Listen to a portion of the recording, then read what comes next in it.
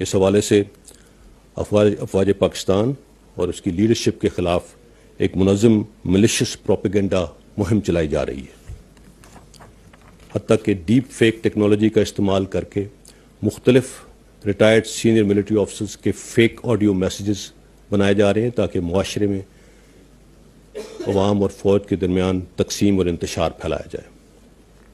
یہ غیر قانونی، غیر اخلاقی اور ملک کے مفاد کے سراسر خلاف ہے۔ جو کام دشمن 7 دہائیوں میں نہیں کر سکا وہ کام انشاءاللہ ہم اب بھی نہیں ہونے دیں گے۔ عوام اور سیاسی پارٹیوں سے یہ درخواست ہے کہ فوج کو سیاست میں مت گھسیٹیں۔ ہم اس سے باہر رہنا چاہتے ہیں، ہمیں اس ڈسکورس سے باہر رکھیں۔ نہ یہ مہم پہلے کامیاب ہوئی تھی اور انشاءاللہ نہ آگے کامیاب ہوگی۔ بہتر ہوگا کہ ہم اپنے فیصلے قانون پر چھوڑ دیں، کیونکہ قانون پر عمل درآمد ہی سے معاشرے ترقی کرتے ہیں۔ آج وقت ہے کہ ہم سب انفرادی اور اجتماعی طور پر اپنا کردار ادا کر کے اداروں کو اور ملک کو مضبوط بنائیں تاکہ بحیثیت قوم ہم تمام درپیش چیلنجز کا بخوبی مقابلہ کر سکیں۔ My briefing ends here. Now I'll take questions, and as I said that any question is welcome. ممتاز بھٹی صاحب۔ Mike. ممتاز بھٹی دن ٹی وی سے میں یہ سوال تھا آپ سے کہ عمران خان نے ایک بات کہی اور اس کے اوپر اب مسلسل ایک بیانیہ بنایا جا رہا ہے کہ نیشنل سیکیورٹی کونسل کے اجلاس کے اندر عسکری قیادت نے بیرونی سازش کے معاملے کو تسلیم کیا، تو عسکری قیادت کا اس معاملے کے اوپر یہ پاکستان کی سلامتی کے ساتھ جڑا ہوا ایک معاملہ ہے، عسکری قیادت کا اس معاملے کے اوپر کیا موقف ہے؟ کیونکہ ابھی تک آپ کے اینڈ سے اس کی حقیقت بیان نہیں کی گئی۔ دیکھیے، میں اس کو تھوڑا وضاحت سے آپ کو بیان کر دیتا ہوں۔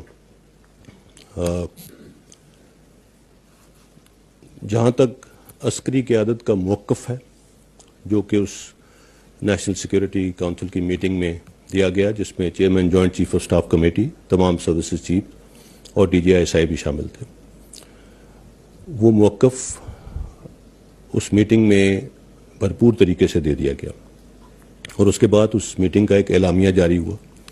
میں اس میٹنگ کے اندر کیا بات ہوئی وہ نہیں ڈسکس کر سکتا بیکاز دیٹ از کانفیڈینشیل، اور فرینکلی میرے پاس بھی اس کی اس طرح سے اطلاع نہیں ہے۔ جو اعلامیہ جاری ہوا، اس اعلامیے کو آپ اگر دیکھیں تو وہ واضح طور پہ جو اس میٹنگ کے اندر کنکلوڈ کیا وہ اس معاہدے میں انکلوڈ، اس اعلامیے میں انکلوڈڈ ہے۔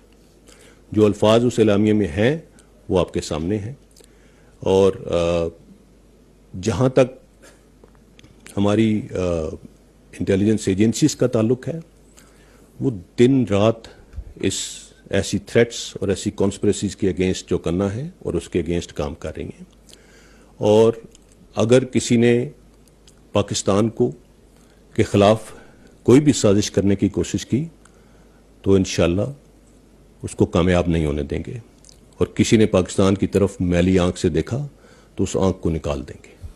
ہماری انٹیلیجنس ایجنسیز، ہمارے ادارے بھرپور طریقے سے کام کر رہے ہیں اور چوکنا ہے۔ سو وہ جو ان پٹ ہے وہ دے دی گئی ہے۔ جیسے میں نے کہا، اعلامیے کے اندر بڑے واضح الفاظ میں لکھا ہوا ہے کہ کیا تھا اور کیا نہیں تھا، اس کے اوپر آپ واضح طور پہ دیکھ سکتے ہیں اگر کہیں ادھر کانسپریسی کا لفظ ہے کیا اس اعلامیے میں، میرا نہیں خیال۔